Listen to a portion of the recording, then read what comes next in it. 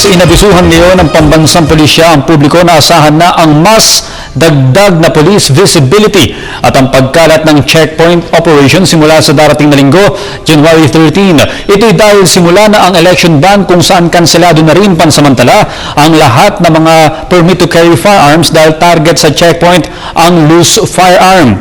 Panawagan naman ni PNP spokesman Senior Superintendent Generoso Serbo sa publiko na huwag nang ikagulat at ikabahala ang pagdami ng checkpoint kasabay ng paghihikayat na alamin din naman ang mga lehitimong checkpoint.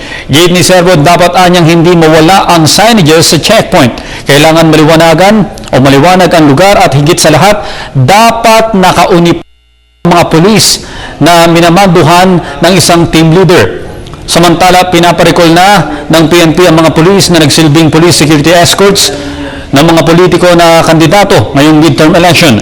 Ayon kay Serbo, ang pag-recall ay bahagi ng sisimulan ng election ban ngayong darating na January 13. Paliwanag ni Serbo sa COMELEC na magfa-file ng request ang sinumang kandidatong nais magkaroon ng police security escort at tutugon lang sila sa magiging approval ng COMELEC. Dagdag pa nito, humigit kumulang sa 800 miyembro ng PSPG personnel ang ipinatawag na at kasalukuyang nasa Campo Crame ngayon at naghihintay ng kanilang bagong assignment.